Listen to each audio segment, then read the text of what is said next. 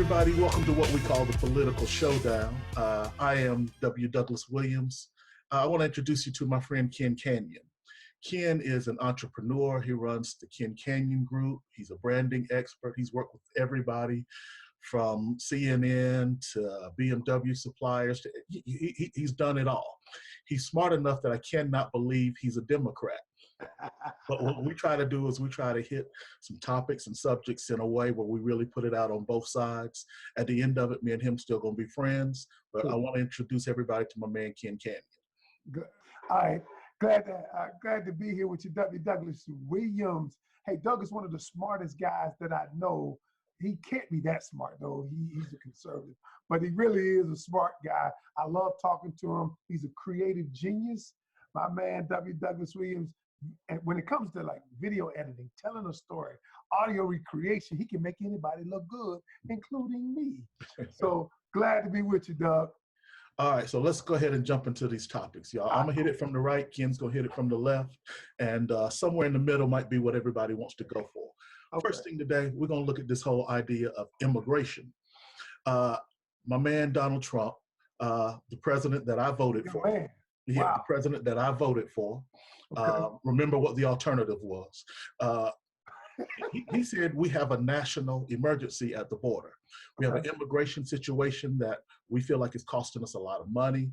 The Democrats are saying it's not a national emergency. They're calling it a Trump emergency. So what do you think, Ken, about this whole border crisis? Well, I think the border crisis in and of itself is manufactured. And I'll tell you why. Primarily, I watched your guy, Donald Trump, started with the campaign trail. And I think what he's truly done is he's divided this nation in a way that's almost, I won't say it's irreparable, but we can repair it if we do it the right way. But he started it by dividing us.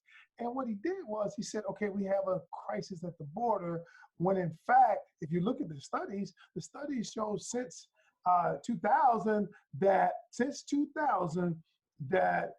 that people apprehensions at the southern border has decreased 75%.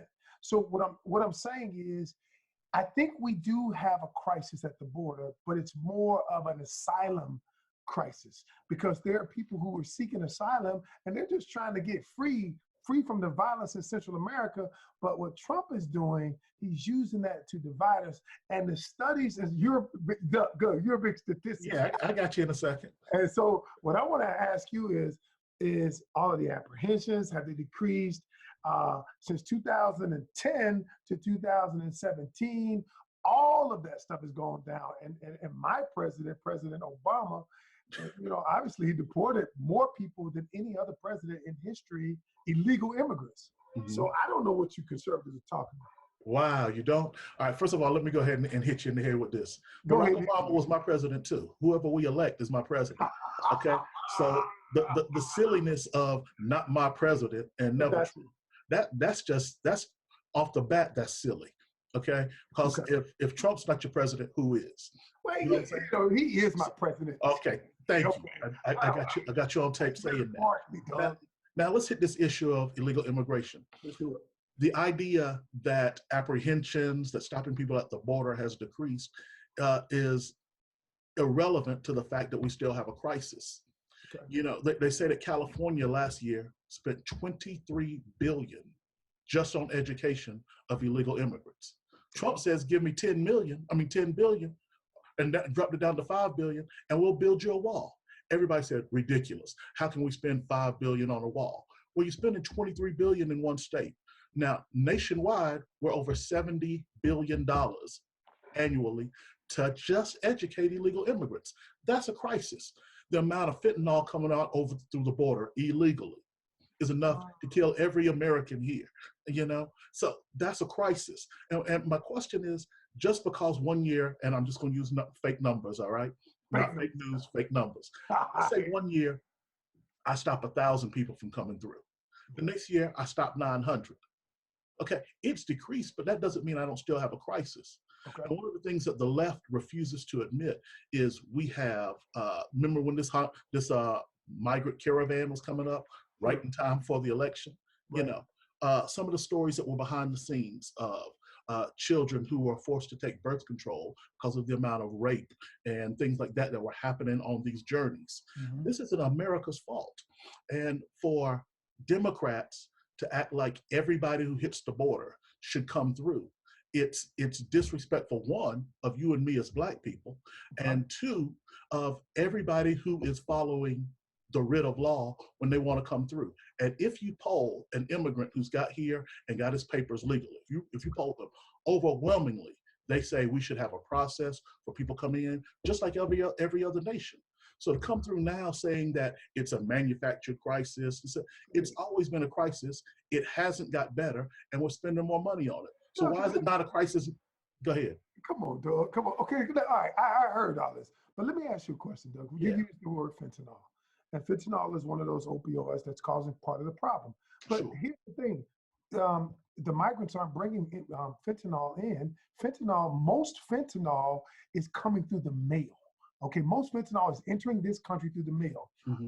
Drugs, when Trump lies and says that they're just bringing in drugs by the droves, most of the drugs are not coming in through the southern border. They're coming through the ports of entry.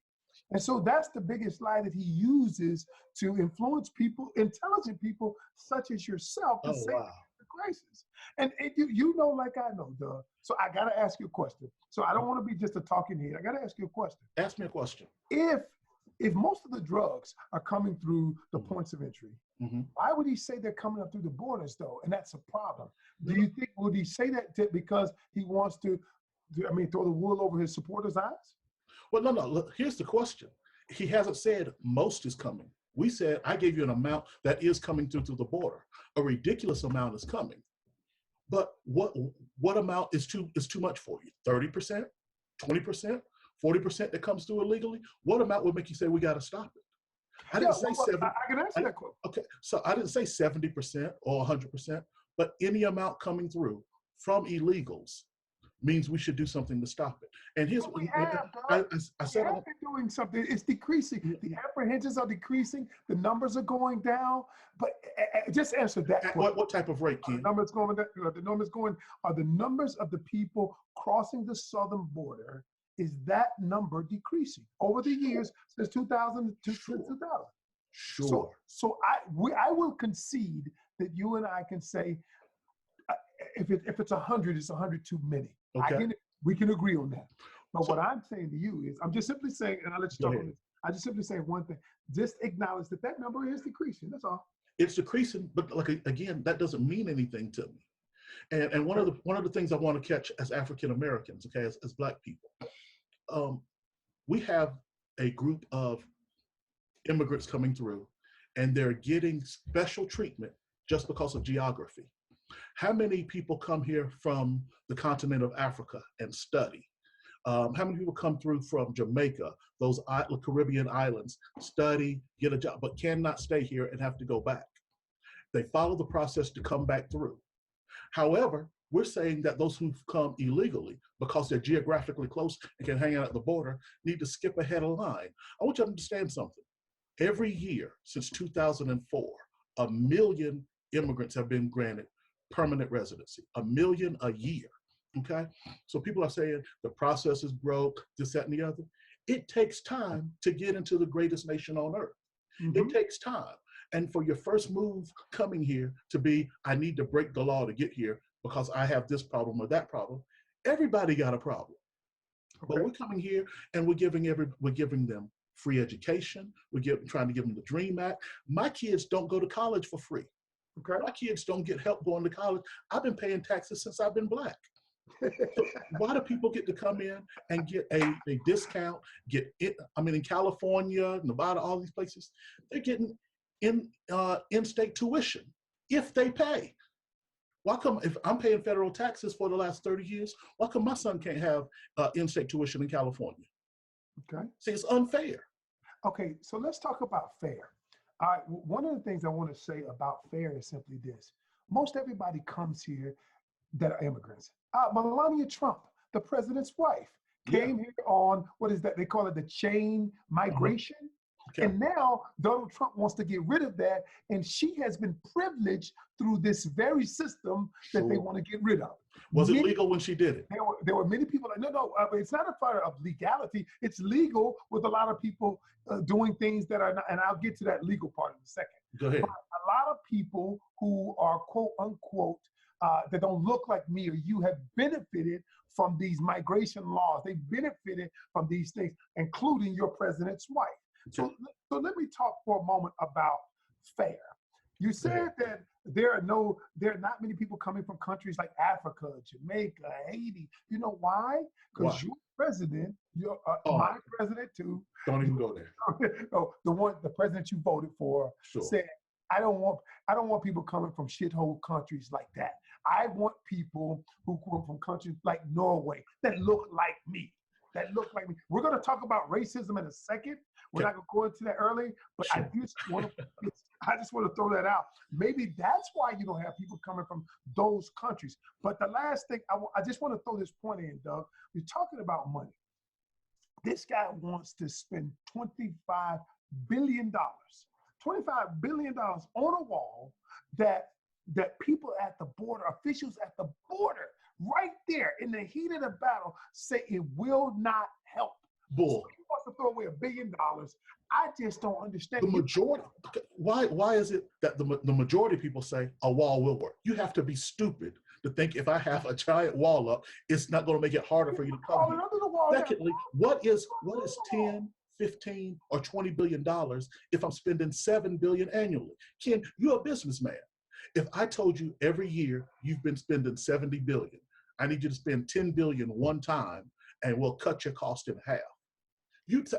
If you had the billion. The studies, Doug, it doesn't work. No study says it doesn't work. No real study. It's not effective because Because why is it not effective, Ken? They're saying because people now, even what do they call it? The drug dealers. The first thing is coming through the ports of entry. The second thing, the fentanyl that's being mailed over here. What they're saying is the drug cartels that do use the border, they're just all they're doing is tunneling under the wall. So you're going to spend $25 billion. Here's what you ought to do. What you ought to do is spend that money, spend some money, get more agents out at the border, help those border towns and the local officials, the people who run those towns, work with them and at the end of the day, if we can be totally honest, right. Trump don't really want no wall. He just really want to just fulfill that promise so he can say to his base that I built a wall. And that's all it is. First of all, what's wrong with that? If Barack Obama, if Nancy Pelosi goes to their base and says, I kept my promise, there's nothing wrong with that. What you got to understand is the people that elected him because we wanted a wall. Trump didn't make up something about immigration. We thought it was a problem. And one of the things he said he would do made people say, you know what? I think that's right. I think we need to do something about our immigration process. And people now saying you can't call them undocumented. You can't call them illegal. I mean, even the verbiage of it is silly. Okay. Can I say one last thing, Doug? You sure can. We probably got to jump to the next one. Man. I got to say one last thing. What's up? I can live with him. I can live with people wanting the wall, wanting to have that, because that's your belief system. But what I can't live with, Doug, is you lying about stuff. Oh. And I'm gonna use one example. Just like you said, illegal immigrants are pouring in. They're bringing crime. They're rapists. They're all these things. And studies, the Cato Institute said this. Studies show that illegal immigrants create less crime. They do less crime than natural-born citizens. They're not likely to commit a crime. And what he's doing, he's telling everybody they're out there raping people, they're robbing people, and it's just not true. That is the blown up headline. And we know for a fact that we have gangs like MS-13. We have a lot of situations that we've shown up in media that this person wasn't illegal, who was here, who did such and such. See, the question isn't whether you're more likely to do it than an American, okay? Here's because at your house, Ken, it's you got your daughters, granddaughters, they're yours, right? Correct. So when one of them acts up, you go, it's mine, I take responsibility. Now I send my son Benjamin and I tell him, just go into Ken's house and hang out. When Ken comes in, Benjamin doesn't have the same rights as the other. You understand? Because so when you come into my country and you don't have the citizenship same right, it's the same thing. You can't come to my home and do what my family does and expect to get the same treatment. You don't have those same rights. You don't have those same connections. I can agree with you on that. I just got one question for you. I can agree with you on that. One question. Go ahead. Do I throw out all 12 million of them that came here before these new laws? Do you throw them all out? That's a whole different issue. No, you cannot throw them all out. You can't throw them all out. But you can't keep saying that we don't have a crisis at the border. And that we don't have a crisis, Doug. It's a manufactured crisis. But one thing, who manufactured it? It was a manufactured crisis. It was a crisis before Trump. So who manufactured it? Trump couldn't even. And just how you know it's amazing. If it was such a crisis, he would have got the votes. He would have gotten the votes to get the wall.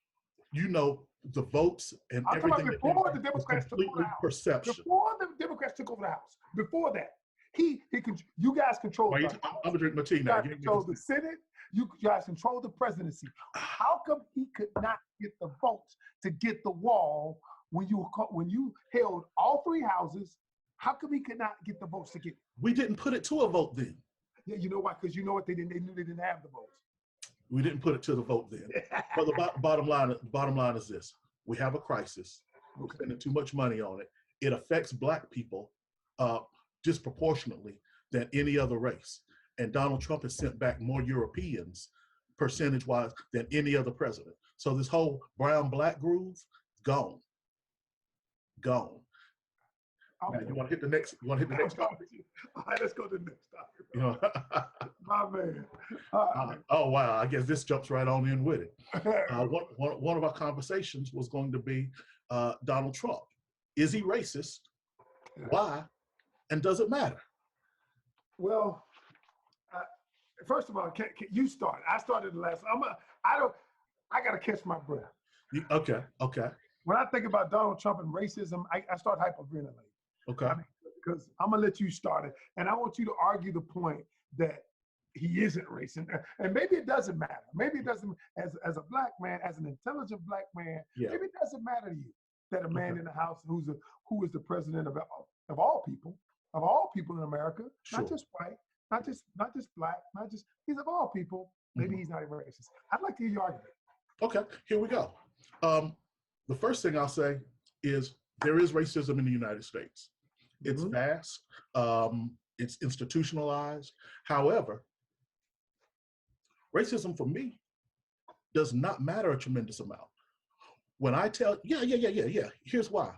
When I tell you that because you and Bob feel a certain way about me, that stops me, then I'm saying you have more power or more intelligence or you have enough to stop me. And you don't. And we have more things that we can count that show African Americans, Hispanics, Irish, everybody going through racism and winning. So now let's look at Donald Trump. I don't know Donald Trump. So the first thing I can say is personally, I don't know if he's racist or not. Now what I can say is I know I don't know him. So I don't know if he said some silly things, if that makes him racist. You're from North Carolina. I mean, you're from Atlanta. You live in North Carolina. I'm from North Carolina. I live in Denver. We have both seen people from other races who were not racist, but said some stupid stuff. You're hung with them, this, that, and the other, and you say, hey, yo, bro, you can't do that. You can't say that. I mean, you cool, but if you go around my boys and say that, you don't get punched. Or even this. So saying something dumb is not a prerequisite for saying that you're racist. Well, here's what I want to say is this man has come in. We have the First Start initiative that handles a lot of ideas with sentencing that Democrats have said need to be done forever. Donald Trump got it in. Barack Obama came in as president. One of the first things he did in 2009 was remove 79 million from historically Black colleges and universities. That wasn't a problem. Trump came in and said, I want to meet with all the HBCUs. It was a problem that he just wanted to meet. His determination was that he was thinking about putting them under the Department of Education directly in the White House, because a lot of people, to be honest, have talked about getting rid of the Department of Education. It wasn't a racist move, but he was attacked for it. He was attacked for just wanting to meet with HBCUs. And what I'm saying is the media narrative says because he said this, because he's such and such a way, he must be racist. Black people grilled Steve Harvey for meeting with Donald Trump. Don't know what you met about, this, that, and the other. Why'd you even go see him? Right. So you have a media narrative that says anybody who talks to the man is selling out your race, but it doesn't have any type of how can I say it? Any type of numbers, any type of stats that say this is so. But what we really have to look at is the economy, because as Blacks, we've always heard this. I heard it growing up. You be the last hired, you be the first fired. You're bottom man on the totem pole. Mm-hmm. You got to do twice, 3 times as good as anybody else to get where they're going.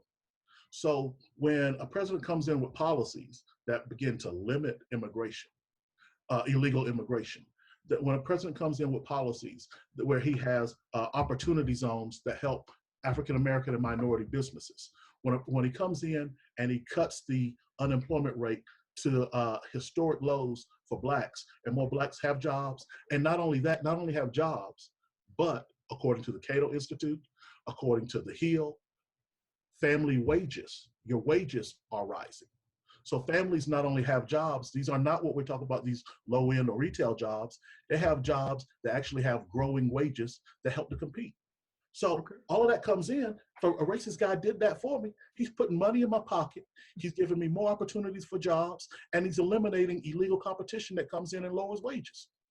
Okay. I like that. Okay, so I got a question. Go ahead. So if it barks, it's a what? It's a dog.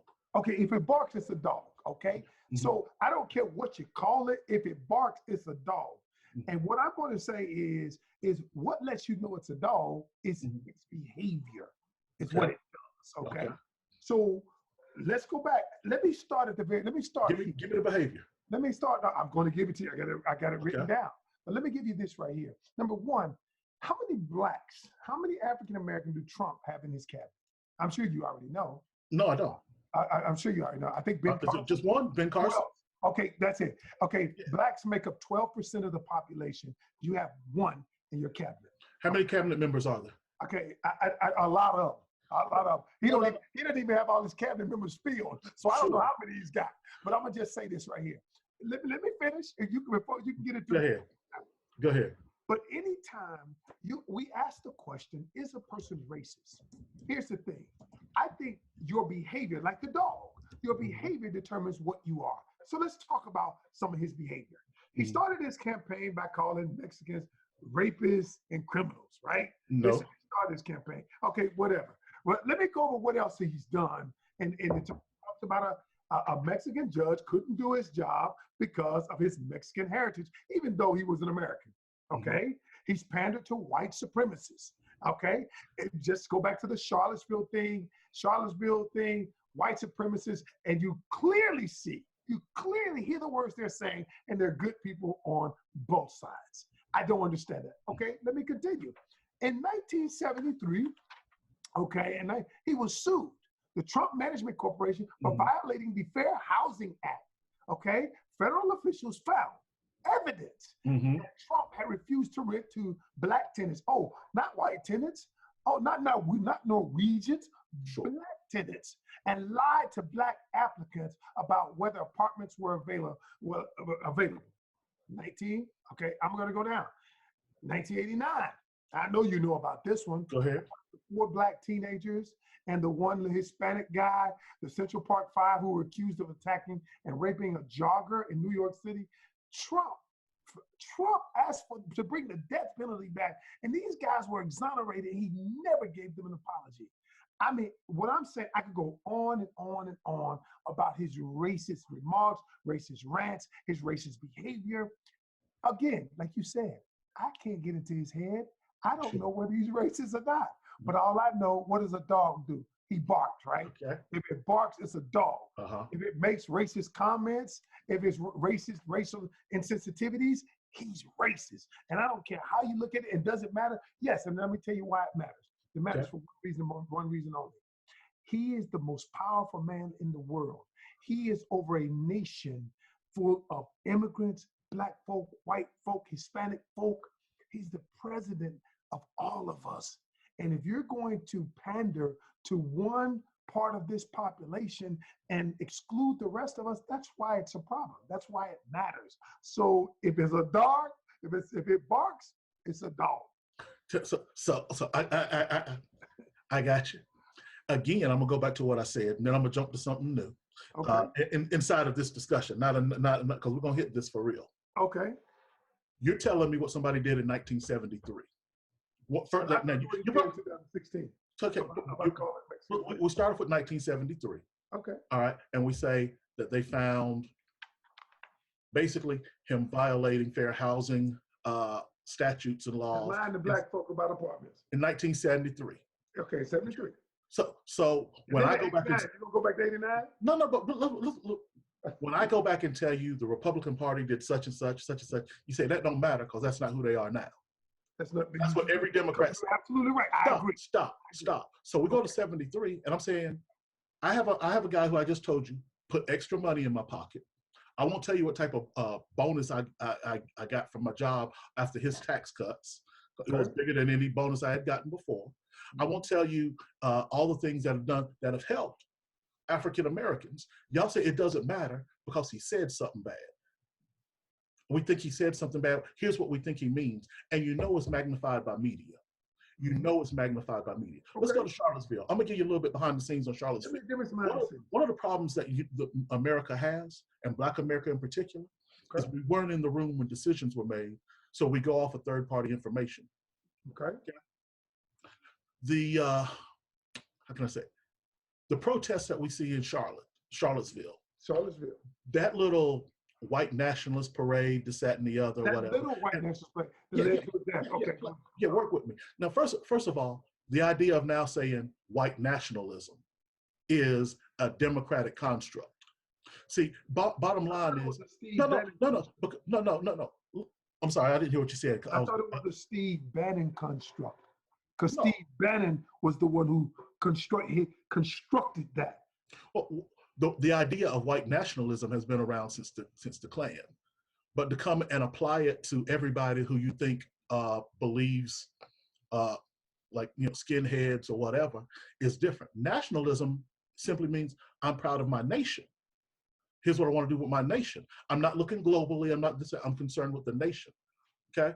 Now, so from that standpoint, there are many Black, Hispanic, Asian nationalists, but to coin it as white nationalism puts a whole idea of prejudice on it from the beginning. So every time we see that, like a Pavlovian dog, we go racist, and we shouldn't end up doing that. So we come through and we look at Charlottesville. Do you know that little group had come through there at least for the last 4 or 5 years in a row? No problems. No big deal. You know what happened? Every year the city would ignore them. Believe it or not, early 90s, that's what we did at Chapel Hill. I marched with Jesse Jackson, some people, this, that, and the other. Klan was coming through. You know what we did? We let the Klan march right through. We waited. They got no news coverage. Then we marched. Everybody covered us. It was like the Klan wasn't even there. Okay? This is what had been happening in Charlottesville prior to that. The deputy mayor of Charlottesville, who was an African American, said, I want to have a counter march. I want a permit for such. The city council said, no, we're not going to do that. We know if we bring this group out at the same time as this group, we know what's going to happen. Do you know this deputy mayor? And you could go ahead and when you get a chance, Google it. I know all about what you're talking about. Yeah, he went on and decided to send invitations to various groups and really push the issue. Now, am I saying he was wrong or whatever? No. I am saying in the United States of America, whether your opinion is right, dumb, or smart, you get to voice it. Now, in the public sphere, we get to debate it and decide you're like AOC and you don't make no sense. We don't have to listen to you. Or, I like AOC. I like AOC. You can't like her. The girl is dumber than a bag of mice. No, she's very intelligent. When? Okay, that's a whole other thing. That's a whole other thing. I like AOC. You're too smart to like this child. You're too smart to like this child. I like AOC. She got the guts. But go ahead. Yeah, so we have behind the scenes somebody who put into effect everything for the perfect storm. Now, Trump's comment was a dumb comment. I'll give you that. But that comment does not equate with being racist. No more than me, you, some other guys. No. Listen, we have an issue. We have an issue. such and such is going on. There are good people on both sides. I don't agree. I do not agree. Let me say that the side with the white nationalists, as we're calling them, was good. However, I do know that Antifa, and some of these other groups were out there, and they were physically. We got video of them physically hitting other people, starting fights, that type of thing. We have the video. We do have the video, Doug. Okay, so first of all, but that's a group on the left that you guys love. But Doug. So on that side, so he could have just as easily said there were bad people on both sides, and you guys would have got mad that anybody who was on the left who was marching was called bad. But we have them physically assaulting the reporter. We have them punching people. And those are not. You kidding me? Is the video there? Hold on, are you kidding me? No. First of all, you start this argument blaming the media. You start this conversation blaming the media, blaming the mayor or lieutenant mayor, whatever the heck he is. You start the conversation. No, I didn't blame him, but it's information you need to know. Behavior. So let me ask you. Do they not get to march? Yeah, do they not get to march in the United States of America? Yes, they should. Okay. What I'm saying is, and we get to. You just said they should march. No, I'm saying, and we get to. See how quickly you can make a silly statement. No. What I'm saying is, they get to march. They do. That's not silly. That's America. Okay. They get to march, and what we do, we get to counter our march. We get to counter protest. We get to do that. That's not the media's fault. That's not the mayor or the whoever the guy's lieutenant mayor, whatever his name is. It's not his fault either. But here's the thing. First of all, I wrote down a couple of things you said. Go ahead. You said white nationalism, or you said nationalism is a thing, white thing. It's not a thing. It's just national. But why, instead of calling it nationalism, why didn't they call it patriotism? You know why they don't call it patriotism? Let me finish. Go ahead. You asked the question. I was going to answer. Go ahead. That's a rhetorical question. Right, I already know the answer. They call it nationalism because it's a buzzword or a dog whistle for white nationalism, for white racism. For when did it become that? Supremacy. And you know what it is. And when you did can it become that? play that stuff all you want to. And it's a Steve Bannon construct. When Steve Bannon got with Trump all along. And they made up a word and decided to put it out. Architect. It's not, the word has always meant the same things. White nationalism is associated with white supremacy, prejudice, racism. It is, dog.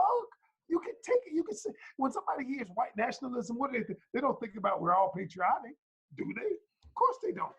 And I don't care. The truth of the matter is, Trump, you can say what you want to, though. You can't discard. You went back to 1970 and talked about the statements Trump made, right? You said, if a person has changed, I agree. It doesn't matter. Sure. But what Trump has done, it's a part of his core being. From 1970 to now, he's still making the same kinds of statements. He's still doing the exact same thing. He's still sitting out there dog whistles to white supremacists. He's pandering to people. He's saying, I don't know, dude. Oh, then he says, then we know he knows the guy. I don't know David Duke. But we know he knows the guy. I don't know. Y'all been bringing up David Duke since 1984. Well, every Republican that runs, David Duke says, I support him. And y'all go, do you denounce David Duke? How do you look? That's silly. That's like us associating every Democratic nominee with Farrakhan. Farrakhan's going to vote for the Democrat. Do you disavow Farrakhan? And that's fine. That's fine. And you understand? So stop that David Duke crowd. Stop. But it's true, though. No, it's not. True. It is. And whether I do it on my side, see, here's the thing about you guys. I got one question. I have one question to you as a conservative, and I need to put this on tape. And I'm glad we're taping this. Yeah. Doug, you're a Christian man. Yeah. And I know you are. And I know you love the Lord. I'm a Christian man. But can you tell me one thing? Sure. How is it that all these evangelicals? Oh, don't do it. I just asking the question. How is it that they can excuse Trump for all of his transgressions? Okay. I don't excuse him. And most Christians don't excuse him. Oh, they don't? Well, many of them say no. Listen. Okay. Listen. I am a Christian, and I'm gonna go ahead and lay it out. No, I'm gonna go ahead and lay it out. I don't think Donald Trump is a Christian based on the fruit that I see. Okay. But I also don't think that President Obama or Clinton or I think Bush was. I don't think they were Christians based on their fruit. Now, we have certain beliefs that the Dems say are no longer biblical. Later on, we're going to talk about these transgender guys over at Morehouse. Okay. That's anti-Bible. Okay. So it's Trump. Stop. So See, what I can do. Obama, because you guys didn't vote for Obama, but you voted for Trump. So what you said to me, Hillary was a terrible candidate. Like many, you know that. Like many Christians, you said to me, and I am a Christian because I've asked them. You're saying that he's not Obama. I didn't vote for him because you said he wasn't a Christian. That ain't why I didn't vote for him. I vote based on policies because there's nobody. But you're saying no, Doug. Please don't try to do what we call farming or deflection. My wife says I deflect all the time. What I'm gonna ask you is this question right here. The question is you put aside all of your moral beliefs, and I know you are a Christian. I know you're a man of God, and you put aside all those moral beliefs to elect a guy whose behavior is contrary to the word of God in almost everything he does. I don't understand it. Explain it. I'll explain it real quick. Okay. I have two candidates. Both of their moral behavior is against most of what Christianity teaches. Okay. Just because Hillary says it nice and doesn't start an argument with Rosie or anybody else who says something about it, doesn't make her Christian. She doesn't have one Christian principle. She lies. She's a hypocrite. So what I have to do. Why you did vote for him? Stop. What I have to do is let's lay out maybe, and this is what I tell everybody to do, and I tell you to do it, Ken Canion.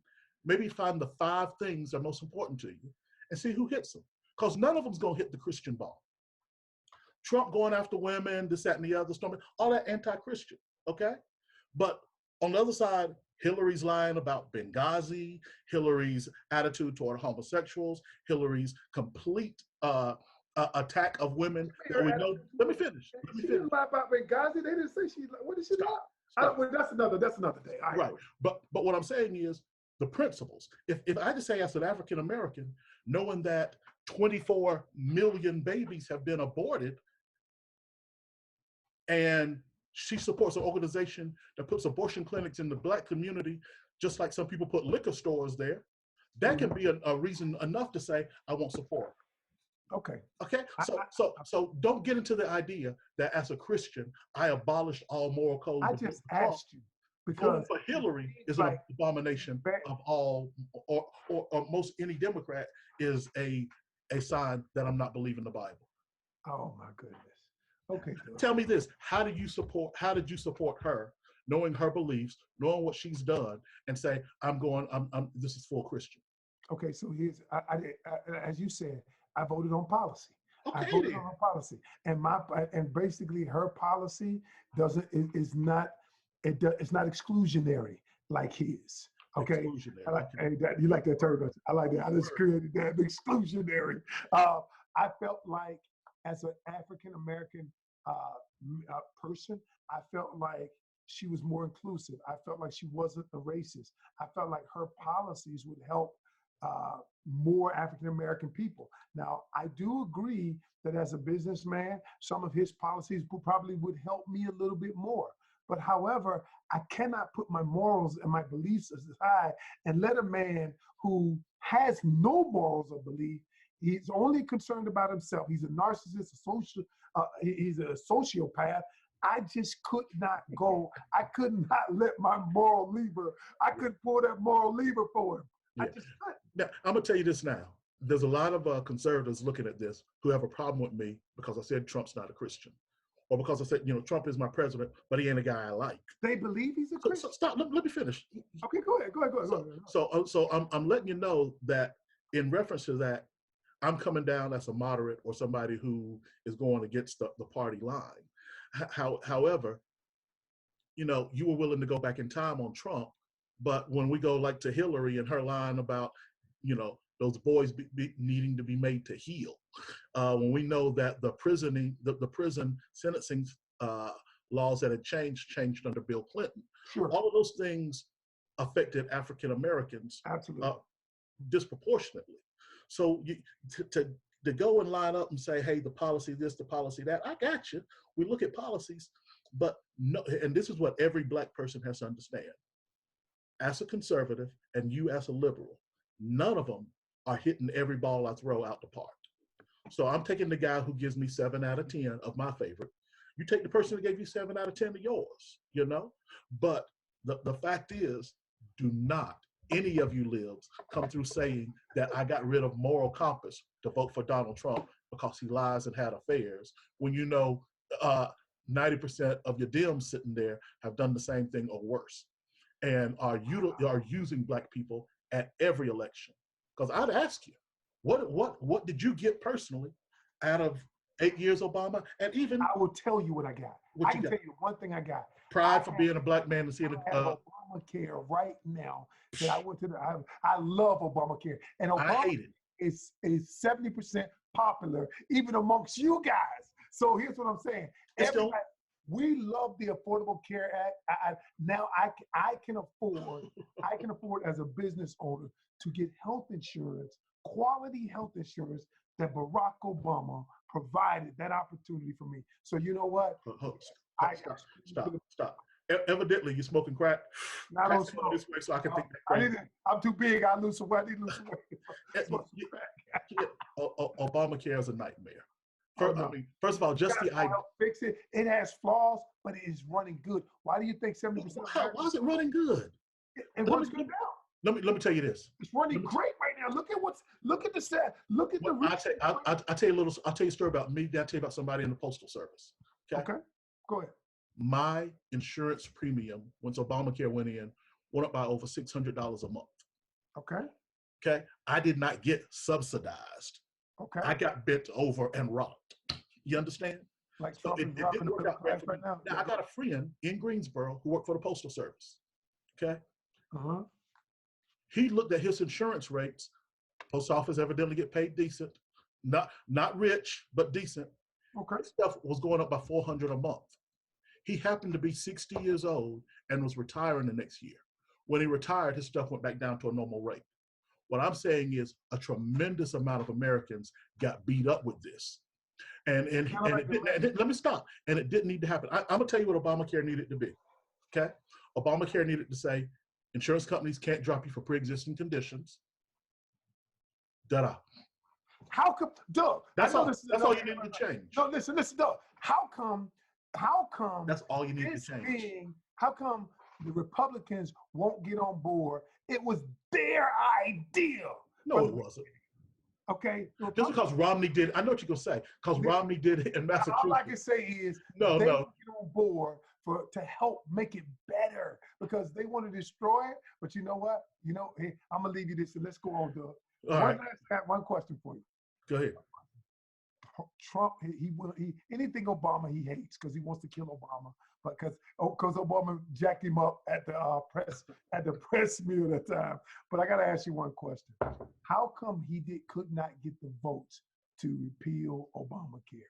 Because if it's so bad, he had all 3 houses. How come he could not get the votes to repeal it? Okay, so he had both houses. This 2 and the presidency. Yeah, okay. I call it 3 houses. He got the White House, the racism house, and he got the Time out. You know, like I do, that the House redid it a bunch of times. It got passed, got stuck in the Senate. Got stuck in the Senate a number of times just because of pressure coming from media. And be honest, we hadn't written anything else that would work. And as conservatives, well, Obamacare doesn't work. But you have no ideas to replace it, right? Stop. What we had before it was better. You understand? Listen, according to stats, if you want stats, before Obamacare, 83% of the United States was covered. Okay? Out of that 83%, 90% of the people were happy with their coverage. So there was not this need. Oh, people are falling through the cracks. If you would have done one thing and said that we had borders on where you could go with doctors. So let's go down to North Carolina. You know Tigger K right outside of Charlotte? Mm-hmm. Okay, so we have people in Tigger K, and this was a story I read, grew up with their family doctor who was across state lines. All of a sudden, because of Obamacare, no other reason than the control, they couldn't go across state lines and use their insurance. There was no reason for that. There've been over 13,000 changes to Obamacare before Trump took office because it wasn't ready when it was passed. 40. How many more people have insurance? 40 million more. No. The number, I don't know the exact. First of all, you couldn't even get people to sign up without a fine. You couldn't get people to sign up without fining them. Well, whatever. They love it now. No, they don't. 70% of Americans, whoever should they love Obamacare? Let's do this. Since this is on, hey, everybody, we want you to leave comments. Go ahead. We weren't going to talk about Obamacare. But if you love Obamacare, write down there, I love Obamacare. If you can't stand this crap, put down there, I don't like Obamacare. I don't even care. I love Obamacare. I want to see the comments. It hurt me. And it hurt a lot of people I know. I love it.